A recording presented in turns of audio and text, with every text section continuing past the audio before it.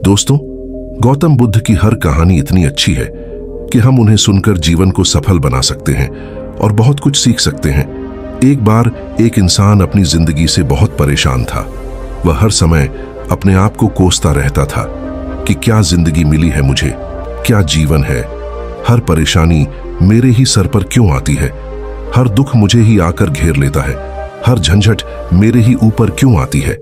एक दिन इसी तरह बैठा हुआ वह खुद को कोस रहा था कि क्या नसीब है मेरा, क्या किस्मत है मेरी, क्या जिंदगी है मेरी, कि तभी अचानक एक बाज अपने शिकार को पंजों में दबाए हुए एक पेड़ पर आकर बैठ जाता है और वहीं पर अपने उस शिकार को खाने लग जाता है। यह परेशान आदमी जब उस बाज को देखता है तो कहने लगता है कि क्या जिंदगी है इसकी, क्या जीवन जी रहा है, क्या मजे कर रहा है। ना इसे खाने की चिंता, ना पीने की और ना पहनने की और ना परिवार की चिंता। आराम से शिकार करता है और मस्त खुली हवाओं में कभी इधर तो कभी उधर घूमता रहता है, सारे दिन आसमान में उड़ता रहता है। असल जिंदगी तो यही जी रहा है। और फिर वह आसमान की तरफ देखकर जोर जोर से चिल्लाता है कि काश मैं भी एक बाज होता तो मुझे भी कोई दुख ना होता, मुझे भी कोई परेशानी ना होती, काश मैं भी एक बाज होता।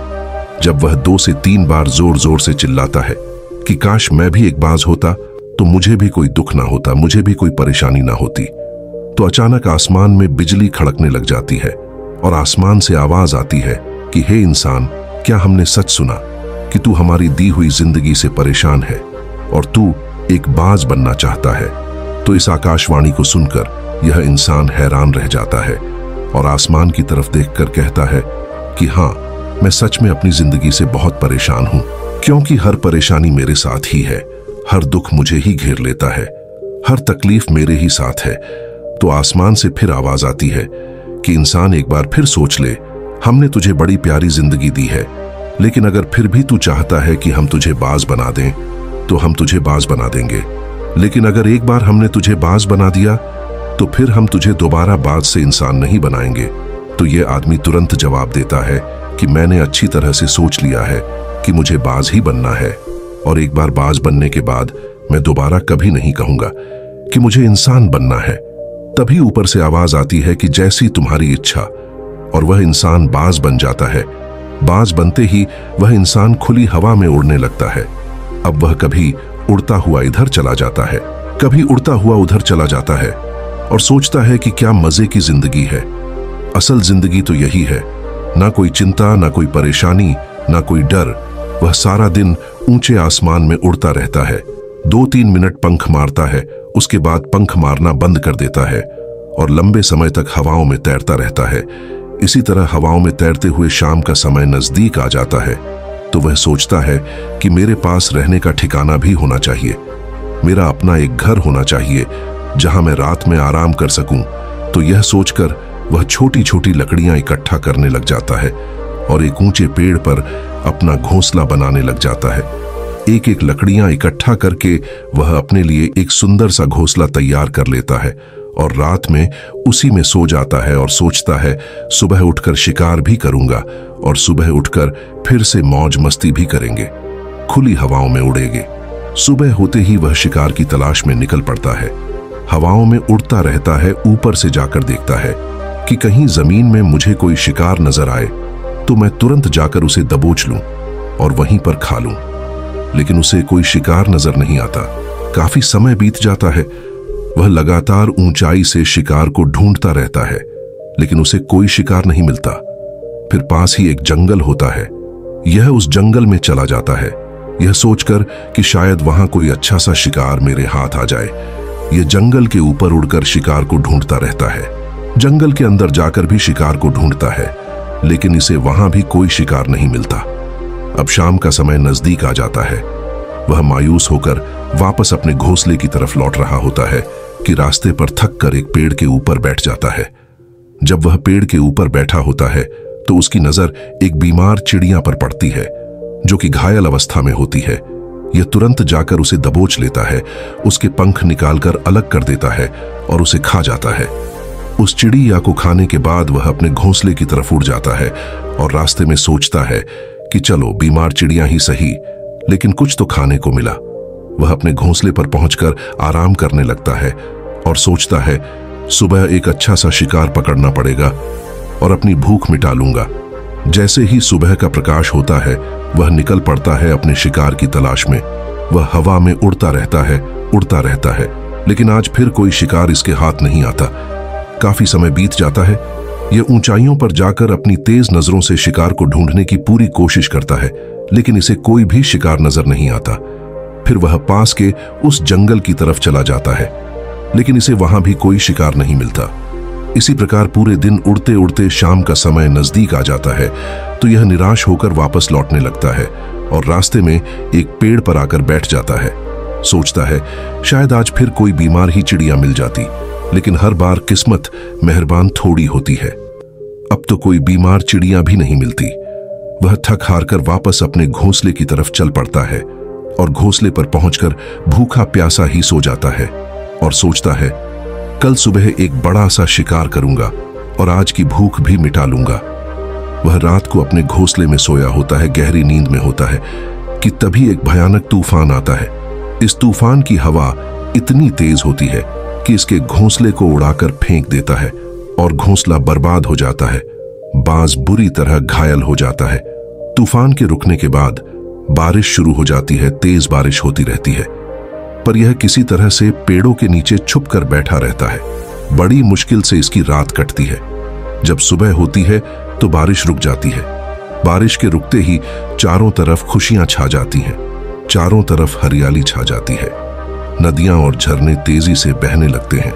सब कुछ फिर पहले के जैसा हो जाता है, लेकिन यह बाज अब पहले जैसा नहीं रहा।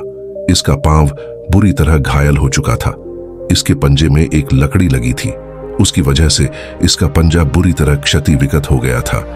और मैं आपको बता दूं कि बाज का जो पंजा होता है वह उसके शिकार को पकड़ने के लिए सबसे जरूरी होता है, क्योंकि बाज अपने पंजों से ही अपने शिकार को पकड़ता है, दबोचता होता है और फिर अपनी चोंच के माध्यम से नोच नोच कर खाता है। लेकिन अब इस बाज का पंजा बुरी तरह से घायल हो चुका था और वह पिछले 2 दिनों से भूखा भी था। यह शिकार की खोज में थोड़ा सा उड़ता है कि शायद फिर कहीं कोई बीमार चिड़िया भी उसे मिल जाए, लेकिन कहां बार बार कोई बीमार चिड़िया मिलने वाली थी। वह कुछ देर तक उड़ता है, लेकिन फिर भूख और दर्द के मारे थक कर एक पेड़ पर आकर बैठ जाता है। वह पेड़ पर आकर बैठ तो जाता है, लेकिन उसे पता नहीं था कि यहाँ एक और मुसीबत उसका इंतजार कर रही है। और वह मुसीबत यह थी कि 8-10 कौवा का एक झुंड मिलकर इसे परेशान करने लग जाते हैं। इसके ऊपर आकर इसके घाव में चोंच मारने लग जाते हैं। उन्हें भी पता चल जाता है कि यह बाज घायल है और भूख की वजह से कमजोर भी है। यह बाज उनसे बचने के लिए थोड़ा सा उड़ता है और फिर जाकर बैठ जाता है। उनसे पीछा छुड़ाने का प्रयास करता है, लेकिन वह फिर उसके पीछे आ जाते हैं। तो फिर वह उड़कर थोड़ी दूर चला जाता है, लेकिन कौवों का समूह इसका पीछा नहीं छोड़ता और बार बार इसके पास आकर इसे परेशान करते हैं। कौवे अक्सर बाज के साथ ऐसा करते हैं, लेकिन फिर बाज भी उनके साथ एक खेल खेलता है। जब कौवों का झुंड बाज को परेशान करता है और उनका पीछा नहीं छोड़ता, तो बाज हवा में सीधी उड़ान भरने लग जाता है। वह तेजी से सीधा ऊपर की ओर उड़ने लग जाता है। कौवे भी उसके पीछे होते हैं, लेकिन कुछ देर तक उड़ने के बाद कौवे ऐसी ऊंचाई पर पहुंच जाते हैं जहां पर उन्हें ठीक से ऑक्सीजन मिलनी बंद हो जाती है। उनका दम घुटने लग जाता है, उनकी सांस रुकने लग जाती है। तो फिर वह वहां से ऊपर नहीं जा पाते। पर क्योंकि बाज तो बादलों से भी ऊपर उड़ सकता है, इसीलिए वह तो ऊपर चला जाता है, लेकिन कौवे वहां से ऊपर नहीं जा पाते और वह नीचे आने लगते हैं। तो इस तरीके से बाज उनसे अपना पीछा छुड़ा लेता है। लेकिन ऐसा करने के लिए, इतनी ऊंची उड़ान भरने के लिए इस बाज के पास उतनी ताकत नहीं थी, क्योंकि यह भूखा भी था और घायल भी था। तो यह उड़ता और थोड़ी सी दूर जाकर बैठ जाता और कौवे फिर से परेशान करने लग जाते। इसी तरह भूख और घायल हालत में एक दिन गुजर जाता है, दूसरा दिन गुजर जाता है, तीसरा दिन गुजर जाता है, लेकिन इस बाज की हालत में कोई सुधार नहीं हो रहा था। वह बद से बदतर होती जा रही थी। चौथे दिन जब यह बिल्कुल खत्म होने पर आ जाता है, इसके अंदर बिल्कुल ताकत नहीं बचती और इसका शरीर इसका साथ छोड़ने लगता है। तो यह किसी तरीके से उड़कर पास ही में इंसानों की एक हॉस्पिटल होती है, उसकी छत पर आकर बैठ जाता है और वहां से आने जाने वाले मरीजों को देखता है और अपने आप से कहता है कि काश आज मैं एक इंसान होता तो ऐसे छोटे मोटे जख्मों का हॉस्पिटल से इलाज करवा लेता, या किसी को बता देता कि मैं भूखा हूं, परेशान हूं, मेरे साथ यह परेशानी है। लेकिन आज मैं एक ऐसा बेजुबान परिंदा हूं जो किसी से कुछ नहीं कह सकता, किसी को अपना दुख नहीं बता सकता, किसी से कोई मदद नहीं मांग सकता। यही बात सोचकर वह उसी छत पर अपना दम तोड़ देता है। वह अपनी जान की कुर्बानी तो दे जाता है, लेकिन साथ ही साथ हमें यह सीख भी दे जाता है कि आपको जैसा बनाया गया है, आप जैसे भी हो उसी में खुश रहो और उसी में बेहतर करने की कोशिश करते रहो, ना कि इस बात से परेशान रहो कि काश मैं ऐसा होता, काश मैं वैसा होता, काश मैं यह बन जाऊं। आपको जैसा भी बनाया गया है, आप उसी में अपना सर्वश्रेष्ठ करने का प्रयास करते रहो। दोस्तों, यह कहानी तो काल्पनिक है, लेकिन हमें जीवन का एक बहुत ही महत्वपूर्ण नियम सिखाकर जाती है कि हम जैसे भी हैं, अच्छे हैं, बस हमें उसी में अपना सर्वश्रेष्ठ करने का प्रयास करते रहना चाहिए। दोस्तों, आशा है कि आपको वीडियो पसंद आया होगा और नीचे कमेंट में जरूर बताएं। और भी ऐसी वीडियो देखने के लिए अभी चैनल को सब्सक्राइब करें।